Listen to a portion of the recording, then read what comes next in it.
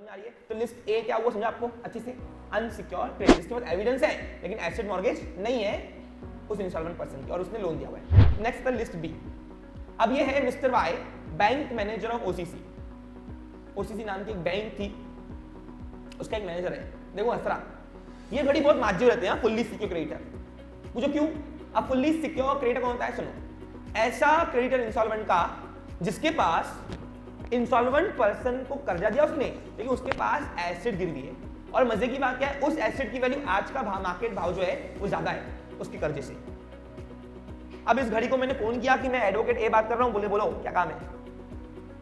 अब इसका धंधा एक्चुअली ये कोई बैंक वाले, तो बैंक वाले तो पक्के में ही काम करते ना। बोला एडवोकेट, अब एडवोकेट बोलने के बाद बाकी लोग लपक रहे थे, लेकिन ये लपका नहीं क्योंकि ये तो रोज का काम है। तो बोलो क्या काम है? मतलब वो आपका क्लाइंट है, कस्टमर है बैंक के अंदर, वो मिस्टर लक्ष्मीचंद। हाँ बोलिए, वो इंस्टॉलमेंट हो गया, आओ कोर्ट में बात करनी है। बोला मैं नहीं आता। क्या बोला? मैं नहीं आता। क्यों? बोला मेरे एडवोकेट से बात करो। अब बैंक का तो लोन का देखो, बैंक का मेन पर्पस क्या है? Accepting deposit and granting loans. मेरी बात सबको समझ में आ रही है ना होपफुली? तो अब इनका तो रोज का काम होता है भाऊ, सही कि नहीं? तो ये लपकते नहीं। और मेन बात क्या है, बैंक कभी भी आपको लोन देती है 70% या 80%, और बिना गिरवी रखे लोन एसेट को वो आपको खड़ी भी नहीं करती अगर लॉन्ग टर्म लोन होगा तो मैंने बोला भैया आइए, आपसे शराफत से बात कर रहा हूँ, आओ तो नोटिस दूंगा बैंक की, कोर्ट की। बेचारा आया कैबिन में, उन्होंने बोलिए क्या काम है? मैंने देखिए आपने लक्ष्मी को लोन दिया हुआ है। मैंने हाँ, कितने का दिया हुआ है? 2.5 लाख का। फिर बोला आपको बताया नहीं क्या उसने? मैंने क्या बताया, बताओ तुम बताओ। बोला उसने मेरे को एसेट गिरवी रखी हुई है, डॉक्यूमेंट मेरे पास है। किसके? कार के। दिख रहा तुमको?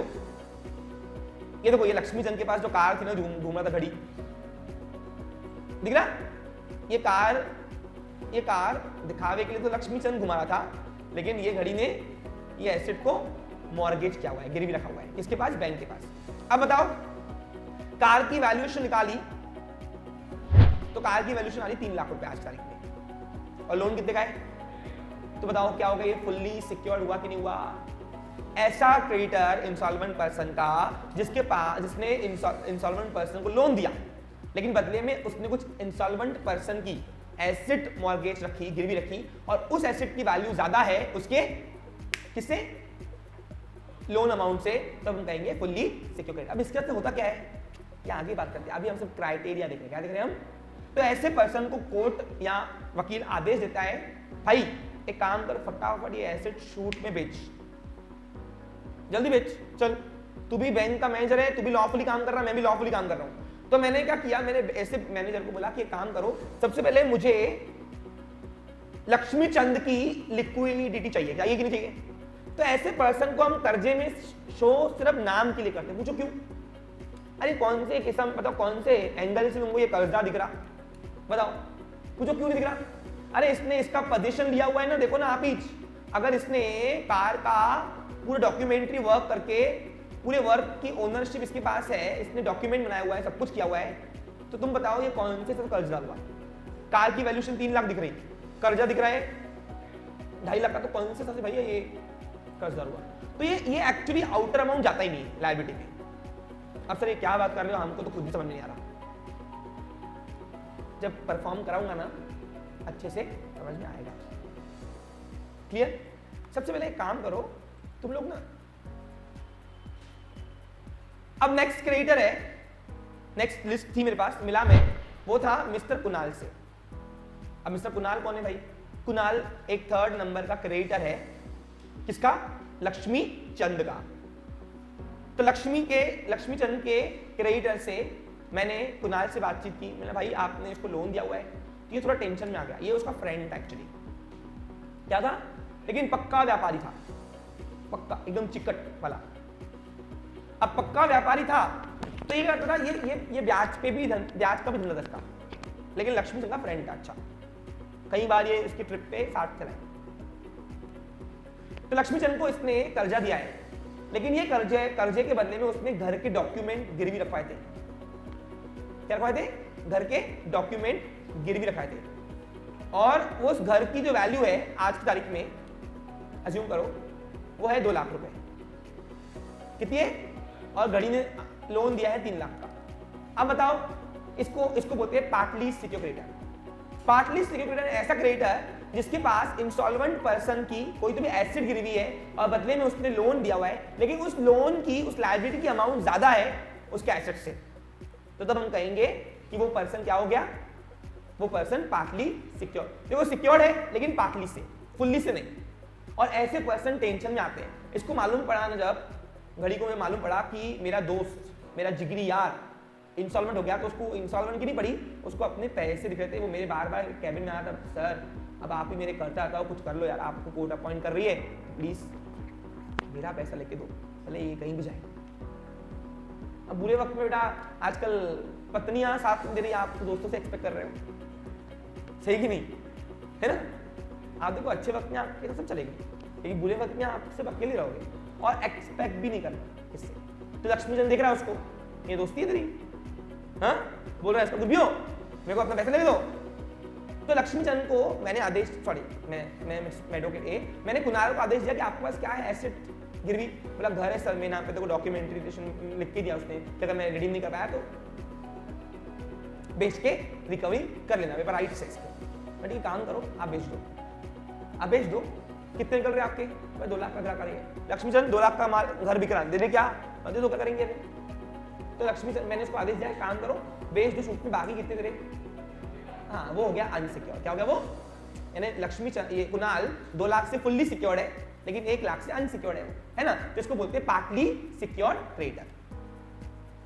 यहां तक क्लियर है? फिर आते हैं एक चौथे प्रकार का क्रेडिटर, वो आता है प्रेफरेंशियल क्रेडिटर्स। प्रेफरेंशियल क्रेडिटर्स कौन होते हैं? Preferential creditors are those creditors which have some preferential rights given by insolvency act. अब सर ये क्या है, इसके ऊपर हम चर्चा करेंगे। देखिए, जब भी कोई पर्सन इंसॉल्वेंट होता है, क्या होता है? इंसॉल्वेंट। उस इंसॉल्वेंट होने के बाद ध्यान दे, समझे, अगर कुछ ऐसे क्रेडिटर्स हैं जिनको लॉ ने प्रेफरेंस दिया है कि सबसे पहले पेमेंट करोगे बाबा, सबसे पहले पेमेंट, और वो पेमेंट करने का जो राइट्स है वो उनको किसने दिया है? वो as per presidency town insolvency act and provincial insolvency act में दिया हुआ है। ऐसे क्रेडिटर्स को हम बोलेंगे प्रेफरेंशियल क्रेडिटर। अब इसकी लंबी लिस्ट है, सबसे ज्यादा जब तुम इंसॉल्वेंसी में सबसे ज्यादा मगजमारी पता कहां है? ये लिस्ट डी में। पूछो क्यों?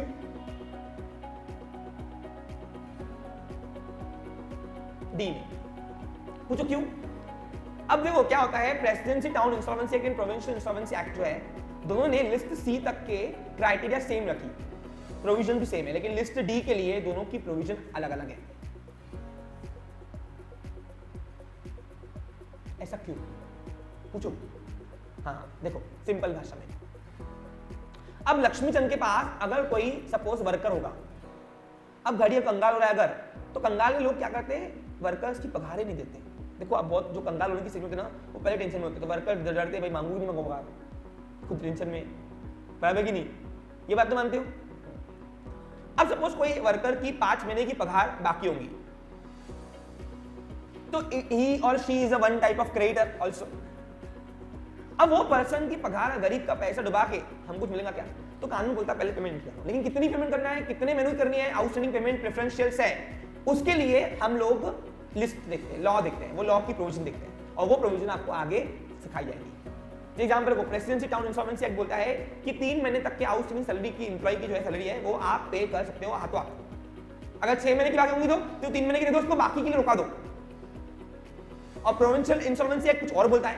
तो ऐसे दोनों की एक्ट के हिसाब से हमको लिस्ट डी बनानी पड़ती है। एक्चुअली सबसे ज्यादा मगजमारी ये आती है, और एक बता दूं आपको मैं, आपको पूरी स्टेटमेंट ऑफ आए नहीं आए, लेकिन 4 मार्क की आपको ये लिस्ट डी सिर्फ एक स्टेटमेंट का एक पार्ट आता है। इसलिए जब मैं आपको सिखाऊंगा तो सबसे ज्यादा मेहनत इस पे करूंगा, और दोनों में डिफरेंस जो एक्ट में वो यही लिस्ट में दिखता है। बस सबको मेरी बात समझ में आ रही है अच्छे से? अच्छा, एक और मजे की बात क्या है, अब प्रेफरेंशियल क्रेडिटर्स में गवर्नमेंट ने जितने भी आउटस्टैंडिंग टैक्सेस रखे होंगे, टैक्सेस, वो सबको पहले प्रेफरेंशियल आइडिया कितनी में अमाउंट बाकी हो, मतलब तुम आबाद हो या बर्बाद हो, गवर्नमेंट अपना पैसा नहीं छोड़ती। जैसे एग्जाम्पल क्या हुआ, मूल लक्ष्मीचंद का 2 साल का घर का टैक्स बाकी था। अच्छा, दुकान का घर का म्युनिसिपल टैक्स। म्युनिसिपल टैक्स क्या होता है मालूम है आपको? जो घर के ऊपर अपन को टैक्स लगता है, महानगर पालिका टैक्स। तो म्युनिसिपल टैक्स बाकी था, तो म्युनिसिपल कमीशन ऑफिसर पहुंच गई कोर्ट में और मेरे पास आई कि सर ये 1,30,000 रुपए टैक्स बाकी है। अब 10 साल 15 साल से नहीं भराऊंगा, 10 साल से नहीं भराऊंगा, सपोज अज्यूम करो। अब अगर ये 1,30,000 रुपए टैक्स बाकी है, किसकी? म्युनिसिपल टैक्स, तो लॉ बोलता सबसे पहले ये पे करो। सोचो कितनी हैरानी की बात है, तुम आबाद हो या बर्बाद हो, सरकार अपना पैसा नहीं छोड़ती। सबसे पहले मेरे को इनको पे करना पड़ेगा। जैसे ही मैं एसिड बेच के लिक्विड एसिड में कन्वर्ट करूंगा, सबसे पहले पेमेंट इनको करते हैं। समझा कि आपको क्लियर है? सोचो गवर्नमेंट अपना पैसा एक भी छोड़। अब सर ऐसे और कितने प्रेफरेंशियल क्रेडिटर्स होते हैं, इसके अंदर कौन कौन सी क्राइटेरिया है, उसकी बड़ी डिस्कशन है आगे। ये टॉपिक एक दिन में आने वाला नहीं है, आपको कम से कम 4 या 5 दिन लगेगा। 5 दिन तो कम से कम बेसिक कंसेप्ट ही चलेगा हमारा एक्चुअली। समझा आपको क्लियर? इसी को बोलते हैं इंसॉल्वेंसी। अब ये हो गया लायबिलिटी, क्या हो गई ये? अब ऐसे ही 4 क्राइटेरिया के एसेट्स आते हैं। अब लिस्ट ई में एसेट्स, सारी एसेट्स आएंगी। सारी एसेट्स यानी कौन सी एसेट्स? जो उसके पास है। लेकिन मजे की बात क्या है, जो एसेट्स मैंने इसको दी हुई है वो इसमें नहीं आएंगी, वो तो इनके पास है, इनको हम बोलेंगे बेच दे, और बेचने के बाद अपना रिकवरी कर लो, बाकी कितना होता है बता दो, हम आपको पैसा बचेगा दे देंगे। अब ये वाला तो बेवकूफ होगा, पूछो क्यों? अरे इसके पास एसेट की वैल्यू ज्यादा है ना भाई उसके लायबिलिटी से, तो इससे हम उल्टा लेते हैं पैसे और ये हम एसेट साइड में डालते हैं। जैसे एग्जाम्पल वो कार थी इसके पास, फुल्ली सिक्योर्ड बचा आपको, तो कार हमने क्या बोला, तू बेच डाल, बाकी दे। अब कितने की कार थी? 2 लाख की, 3 लाख की, 3 लाख की कार थी, 2.5 लाख का कर्जा था, तो 50,000 लाख, तो 50,000 उसकी एसेट नहीं, तो ये एसेट साइड में लाएंगे इसको बोलते हैं सरप्लस ट्रांसफर टू कॉन्ट्रा। अब सर इतना सिर्फ आप दिखाओगे क्या? नहीं, ये पूरा इसका बहुत बड़ा प्रोफार्मा है, ये सिर्फ आपको ऊपरी झलक है आज। ये प्रोफार्मा अगले सेशन में हम सीखेंगे, डिस्कस करेंगे अबाउट। तो लिस्ट ई में उसकी सारी एसेट्स जाएंगी, ठीक है, और लिस्ट एफ में उसके डेटर्स। अब अगर लोगों को उससे लेना बाकी होगा, तो ये भी पर्सन ने किसको तो उधारी दी होंगी, तो उससे भी लेना बाकी होगा ना उसको, तो बताओ उसके डेटर्स भी तो होंगे कोई ना कोई, तो डेटर्स सारे लिस्ट एफ में आता है। फिर लिस्ट जी में आता है उसकी बिल रिसीवेबल। अब डेटर और बिल रिसीवेबल फर्क क्या है बताओ? अरे जिस कस्टमर के लिए उसने बिल सबसे बनाया वो बिल रिसीवेबल, नहीं बनाया तो डेटर्स। अब अगर उसने उधारी ली हुई है बाहर से, तो इसने भी उसको उधारी बांटी होगी, तो उनको हम उनसे पैसा रिकवर करेंगे ना। मैं वकील हूँ, अब अच्छे भले उड़ जाते हैं वकील के सामने, तो फिर ये क्या चीज़ है, इनसे मैं वसूल करूंगा, मैं वसूलूंगा पैसे। पूछो क्यों? क्योंकि ये मेरा धर्म है, मेरा प्रायोरिटी है, अगर मुझे कोर्ट ने आदेश दिया कि इसकी इंसॉल्वेंसी देखती है। और फिर लिस्ट डी में मैंने क्या किया है, बिल रिसीवेबल्स को खड़ा किया, और फिर क्या करता है, फिर ये सारी लायबिलिटीज मैं देखता हूं, अगर उसकी लायबिलिटी बड़ी आती है उसके एसेट से, यानी पक्का वो इंसॉल्वेंट है, और डिफरेंस अमाउंट जो भी आया, डिफरेंस अमाउंट, उसको बोलते हैं डेफिशिएंसी। जैसे एग्जांपल अभी कुल मिलाकर उसका कर्जा आया अगर 8 लाख का, और उसकी संपत्ति 5 लाख की, 3 लाख की एसेट में कमी आएगी, कमी को बोलते हैं डेफिशिएंसी। क्या बोलते हैं?